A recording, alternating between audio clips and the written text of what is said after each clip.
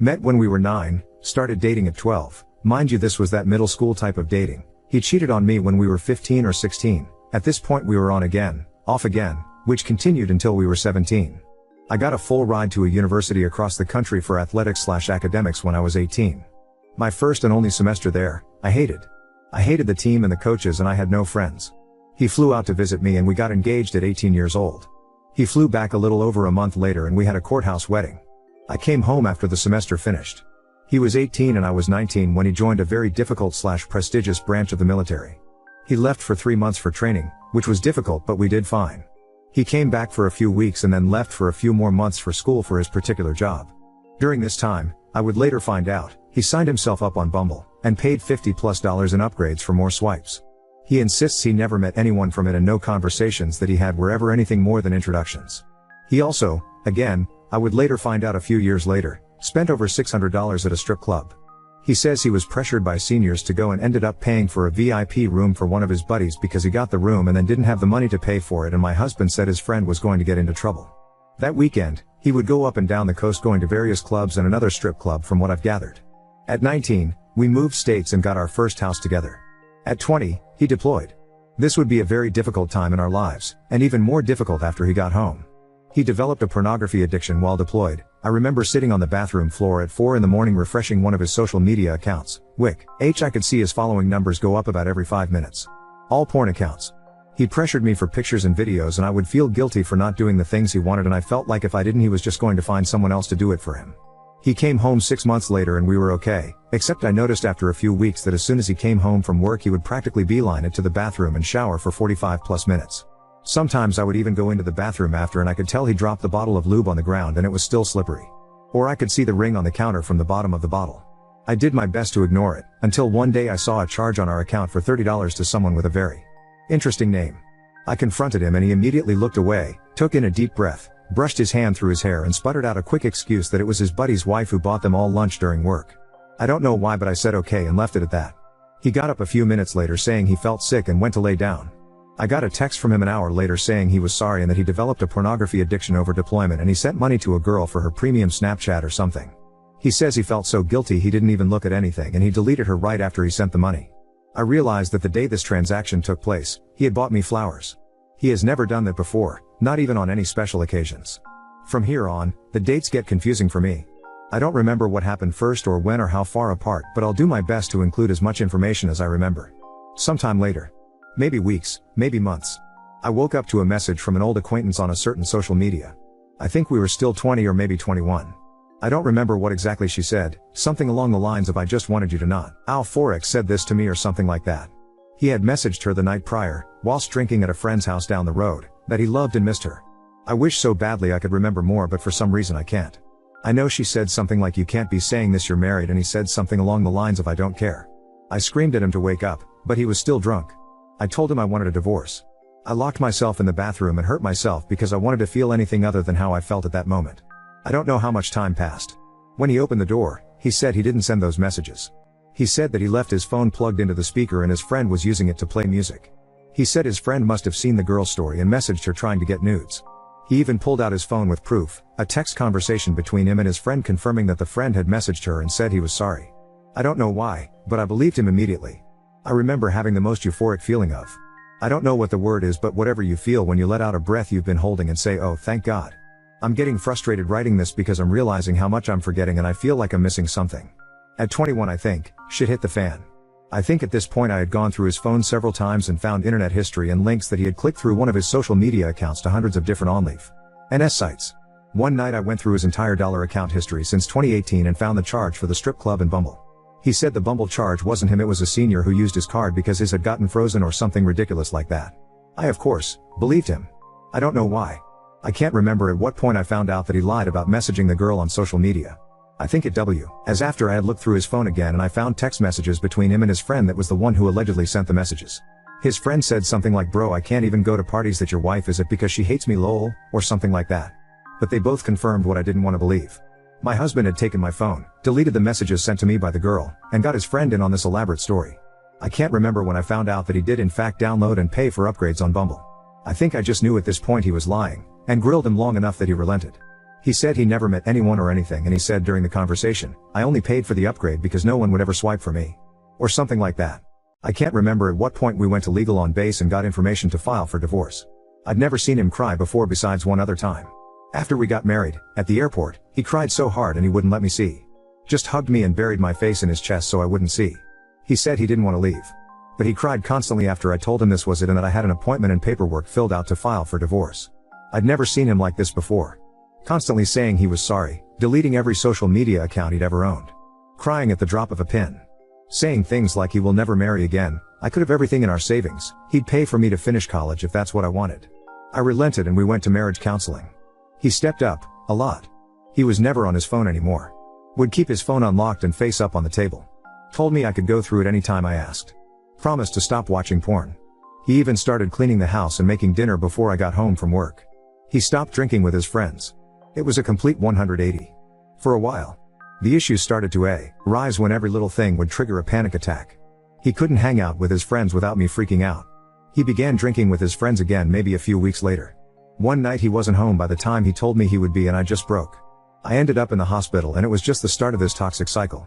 He would do something that would trigger me, whether it be drinking with his friends or the occasional YouTube short I would see in his watch history of a half-naked woman with her tits out and bouncing up and down. I would scream at him and berate him and degrade him because I wanted him to feel exactly how I felt. I think marriage counseling eventually helped a lot. After the hospital I finally got my own therapist. She was my best friend. I still text her to this day. I didn't have any friends where we lived. He worked with his friends every day and every weekend they would all party. I didn't have anyone. My friends and family were back home. I'm shy and have really bad social anxiety and I've always had trouble making friends because I can't seem to ever open my mouth when there's more than 3 people in the room. Whenever he would leave to go anywhere, I felt so alone. I think at 22 our marriage really started improving again. We went on vacation together and were able to work through a lot of issues and we were able to communicate things we were feeling and it was amazing. We both felt so hurt and we were able to find happy mediums on issues and relayed boundaries that each of us respected. I was 23 when I moved home a few months before his contract ended. He tied up his loose ends on the house and work and he moved back home with me. He tried working a night shift blue-collar job, making good money, even more than he made in the military. But he hated it. He hated everything about it. He missed his friends and his job. His friends were his family. This was the first time I'd ever seen him truly depressed. 5 months later he joined a different branch of the military. I didn't want him to. I wanted him to stay and have a normal life with me. I wanted to work normal jobs and have a family. He doesn't. He said he doesn't even want a family. I had started nursing school and my best friend whom I hardly ever got to see had a baby. I finally had a group of friends and family I was able to hang out with every week. He left and got stationed in a different state, but only about 600 miles away this time. Far, but drivable. He came home for a visit after only a week of being there. We were doing good at this point. Texting and calling a lot. A little over a month ago he left to go across the country for a 6-week exercise in the desert. He didn't have his phone for most of it, but he was able to text me once over a week ago. He didn't text again after that, until I messaged him letting him know that a pet of mine had died. He replied immediately. I've realized that he has had his phone, but just hasn't been talking to me. Yesterday, he texted me in the morning letting me know that he was going to spend an upcoming holiday with an old military friend from his previous branch, and then the holiday after that he wanted to go see his extended family in a different state. We've talked a lot since then, not about anything good. I've asked why he's pushing me away and he said he's focusing on his goals. I said I felt like I was being put on the back burner until he was ready to acknowledge me in our marriage and I tried to tell him he didn't have to be alone and that I would support him. He said, "You can't though. You say you can but you didn't support college or the CIA so I kinda felt I should just do this alone and get rid of some of the negativity." And I realized he was right. He brought up college when we were about 21 maybe 22 and I actually scoffed at him because I didn't realize he was being serious. I didn't believe he could do something like that. He barely graduated high school. He went to 4 different high schools total, never getting above a 1.5 GPA. I tried doing his homework to keep him afloat but he didn't care. I even got him enrolled in the same online academy that I attended, due to public school not fitting around my athletic schedule, and I had to do every class and every assignment for him because he would never do them. He ended up graduating from what you would call an alternative high school. After telling me he wanted to go to college, he then told me he was going to join the CIA. This was just unfathomable to me. I didn't know what to do because he wanted my support but I also didn't want to lie to him and tell him I believed in him. I guess I still don't. And I feel awful and I can't imagine the feeling of your spouse not supporting you unconditionally. I don't know how to support him in something I just don't think he can do. And now we're here. Neither of us want a divorce. Both of us know our relationship hasn't been the best. We both don't know what to do. I would feel so lost and empty without him. I've known him for more than half of my life. Our personalities are formed around each other. We talk the same, we have the same mannerisms. We experienced growing up together and becoming adults together. I just want to add that these experiences I've listed were the worst times. We've had amazing experiences together. We have so much fucking fun together. He makes me laugh more than anyone else can. He knows everything about me and has been there for every important moment in my life. I'm absolutely terrified of the future. I'm scared to tell my family if we get a divorce. I don't want to be another statistic. I know we got married young, I know we are a military family, I know that. I know that most of these marriages ended in divorce, but I really fucking thought we were different. I don't want to start over. I'm almost 24 and I know that's still considered young, but I've known him for 14 years. I thought we would have started thinking about having a family together by now. He just wants to focus on his career and says he doesn't think he even wants a family. I don't know what to do anymore. If you're still here, thanks for reading. I apologize if I'm all over the place. I haven't ever shared all this with anyone. I'm embarrassed of my situation and feel at a loss at what to do anymore. I'm really nervous to read any replies because I think I know what they're all going to say. Update 1. Hi everyone, it's been almost a year. I can't believe it's been almost an entire year. I don't think I've ever made an update like this before, so hopefully I do it right and it's not removed. I meant to update sooner, I really did. But I have been busy living my life to the fullest extent possible. I can honestly say I didn't even think it was possible to enjoy life this much. I have never experienced happiness like this. I'm honestly having a hard time putting it into words how amazing my life has become. I filed for divorce probably within 48 hours within making that post. Papers were signed a month later, divorce was finalized 2 months after that. It was completely uncontested, we shared no assets, no children, thank God. It was actually a lot easier than I expected it to be. Honestly, the hardest part was telling my family, especially my mom.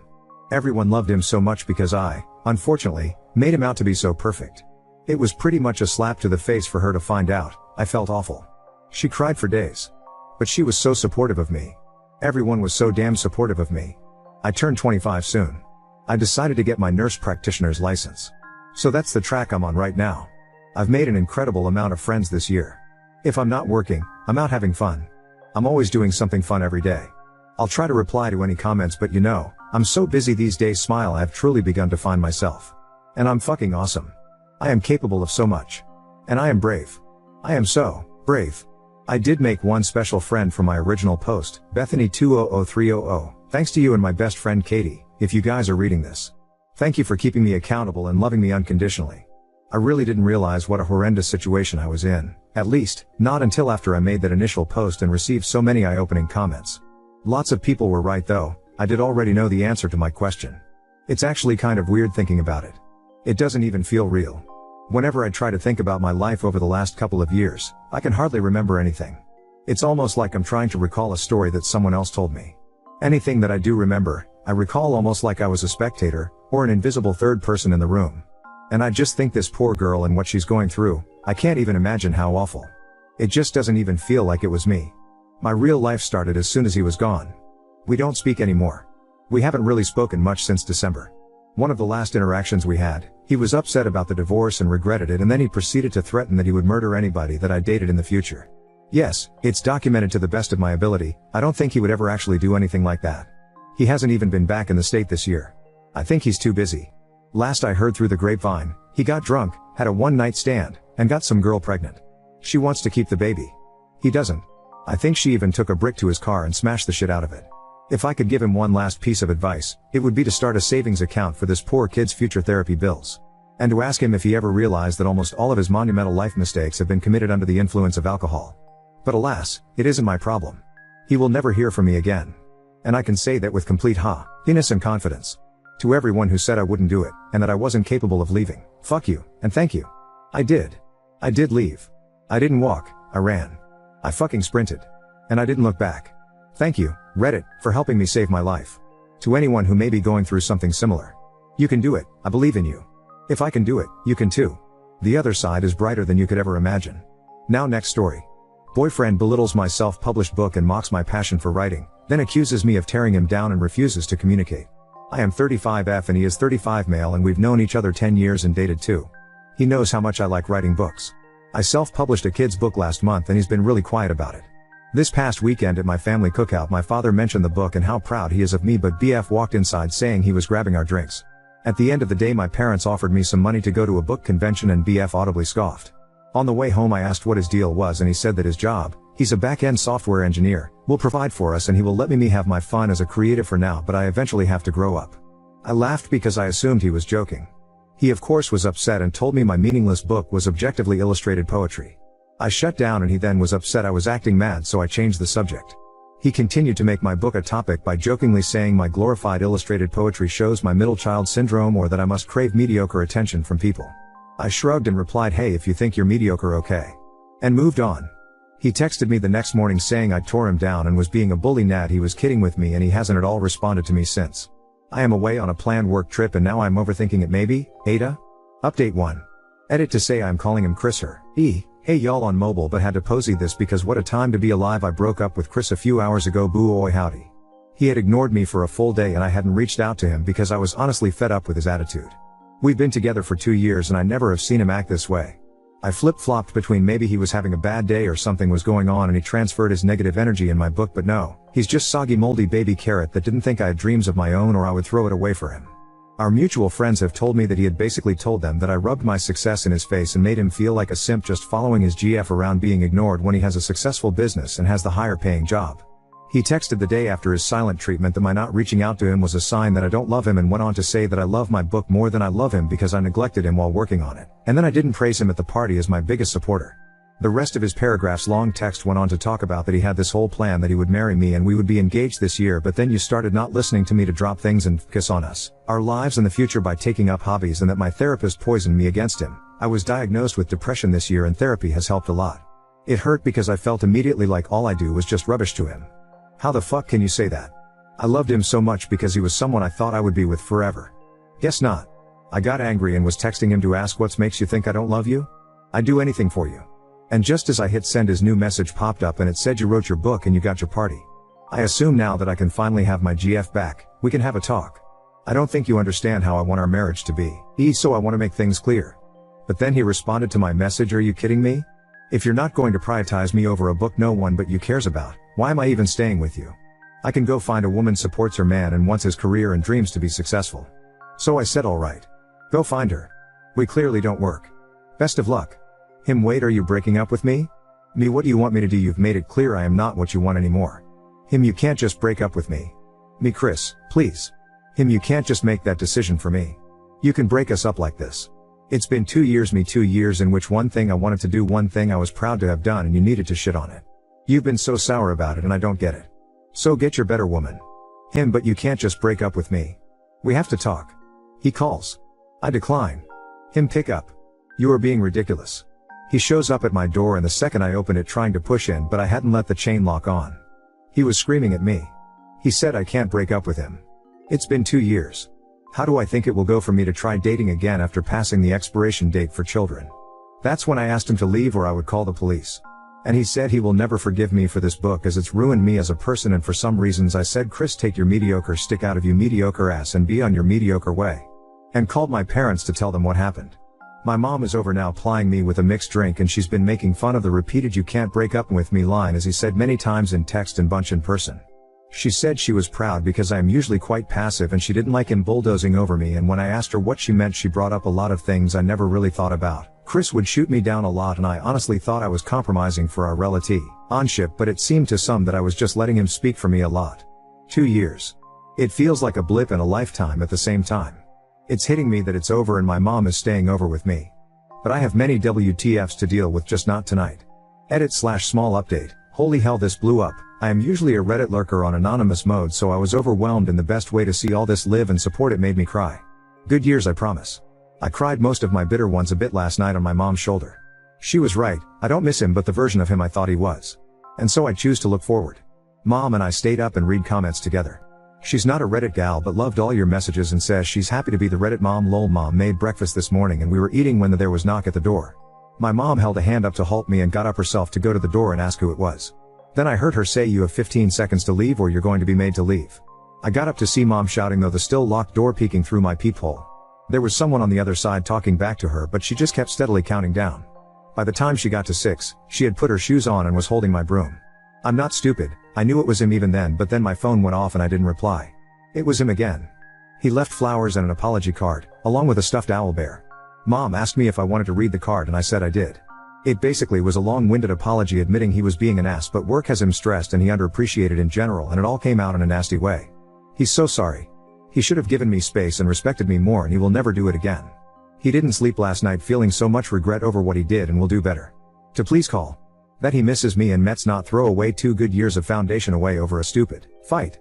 I handed it to my mother who read it, snorting and chuckling yeah I bet to herself and then stood up and went to the kitchen returning with a trash bag and my cell phone. What's the play, coach? She asked and just to freak her out I took the phone and pretend to call the pizza shop yes Domino's, we need a pizza, yes, I'm breaking up with my ex and we need to toss his shit out all that to say it's now evening. The sun is lower and my neighbors are watching my house as I am in my parents' pool in their backyard drinking margaritas with my sister and brother. Mom tells the story to all of them over and over. I had texted him. Chris, we are done. All of the things you left at my place are in garbage bags on the porch. The neighbors have their camera pointed at the house so please just take your stuff and go. Don't knock. I am not in. If it's all there on Monday, it goes with the rest of the garbage to the curb. He replied asking if not home, where was I but I won't be giving energy to this. I will spend the weekend with my family and I feel so lucky to have them. I've decided that I will go for another book. Photos asking for links to this book already out, sorry, but when mom and I read the comments she said don't you dare put your name out there.